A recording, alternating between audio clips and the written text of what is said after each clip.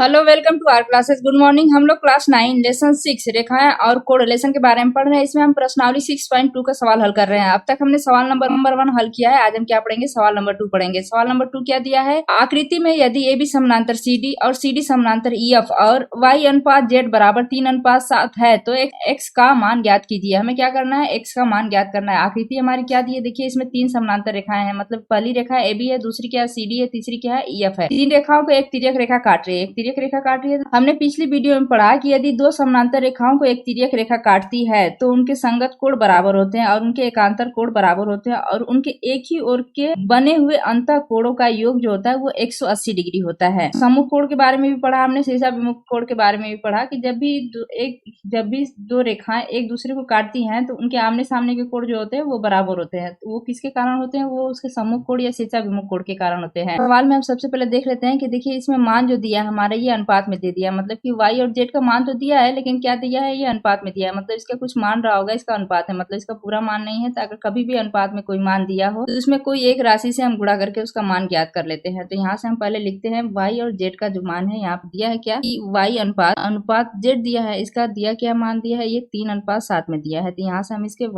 इसमें एक राशि से कोई भी राशि से इसमें हम गुणा कर सकते हैं। तो यहाँ पे हम लिख सकते हैं y बराबर, यहाँ पे लिख देते हैं 3 इंटू इसमें कोई एक राशि से गुणा कर देंगे। तो मान लीजिए हमने k से गुणा कर दिया तो 3 इंटू के बराबर इसको हम लिख सकते हैं 3k। और फिर वहीं जेड अब ले लेते हैं, जेड बराबर भी लिखते हैं। यहाँ क्या दिया है? जेड बराबर 7 इंटू के लिख देते हैं, बराबर लिख देते हैं 7k। इसमें पूछा क्या है? x का मान ज्ञात कीजिए। देखिए, x का मान यहाँ से तो हम निकाल सकते हैं लेकिन बात यह है कि हमें y का कंप्लीट मान नहीं पता है, क्योंकि यहाँ k का मान अगर आ जाता है, देखिए यहाँ से हम देख सकते हैं x का मान। तो देखिए x और y को, ये दोनों क्या है? दो समानांतर रेखाएं हैं। इसके एक तिर्यक रेखा काट रही है तो इसके अंतःकोण x प्लस y बराबर 180 डिग्री होगा। लेकिन y का मान तो 3k है ना, कंप्लीट मान तो आया नहीं है। तो सबसे पहले हमें जो है ये k जो आया है इसका मान ज्ञात कर लेते हैं। यहाँ हम देखते हैं कि देखिए ये कोण जो है, एक रेखा ये दोनों रेखा एक दूसरे को काट रही हैं, मतलब यहाँ पे तो इसके आमने सामने के कोण बराबर होंगे। मतलब ये कोण y है तो ये कोण भी क्या होगा? ये y होगा। तो ये कोण जो होगा इसका किसके कारण ये बराबर होगा? ये शीर्षा विमुख कोण से। तो इस कोण को आप क्या मान सकते हैं? इस कोण को आप 1 मान सकते हैं। मान लीजिए 1 मान लिया तो ये किसके बराबर हो? y होगा। तो इसे हम क्या लिख सकते हैं? y लिख सकते हैं। कोण y बराबर कोण 1,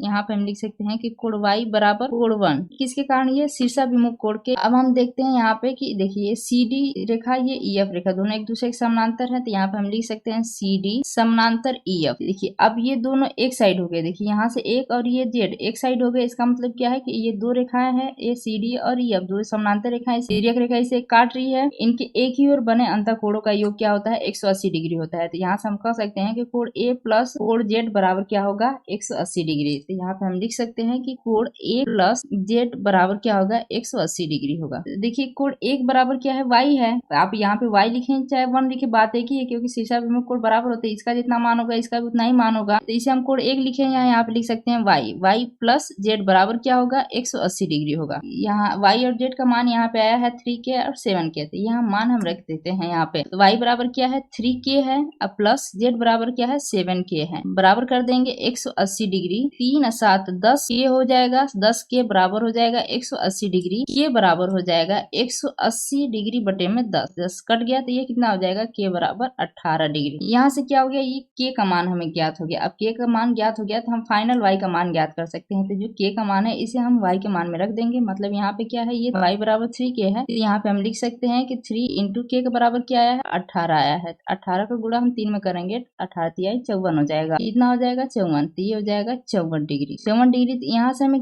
y का मान ज्ञात हो गया 54 डिग्री। जब y का मान ज्ञात हो गया तो यही फार्मूला हम यहाँ पे भी लगा सकते हैं। अब हमें एक का मान पता चल गया, y का मान। तो देखिए y का मान यहाँ से हमें पता चल गया। तो देखिए ये x और y, ये क्या है? ये देखिए AB और CD दो समानांतर रेखाएं हैं। इसे एक तिर्यक रेखा काट रही है तो इनके एक ही ओर बने अंतः कोणों का योग क्या होता है? 180 डिग्री होता है। इसलिए x प्लस y बराबर क्या हो जाएगा? 180 डिग्री हो जाएगा। तो हम यहाँ पे लिख सकते हैं AB समानांतर है CD के और इसे एक तिर्यक रेखा काट रही है। तो यहाँ पे हम लिख सकते हैं कि x प्लस y बराबर कितना हो जाएगा? 180 डिग्री की जगह पे प्लस y के बराबर कितना आया? हमारा 54 डिग्री आया है। तो यहाँ पे लिख देंगे 54 डिग्री बराबर हो जाएगा 180 डिग्री। अब x बराबर क्या हो जाएगा? 180 डिग्री माइनस 54 डिग्री। x बराबर लिख देंगे 180 में से आप 54 घटाएंगे तो कितना आएगा? 126 डिग्री आ जाएगा। यहाँ से हमें क्या हो गया? x का मान ज्ञात हो गया। अगली वीडियो में हम प्रश्नावली का अगला सवाल लगाएंगे। Thank you for watching. Please like and subscribe my channel.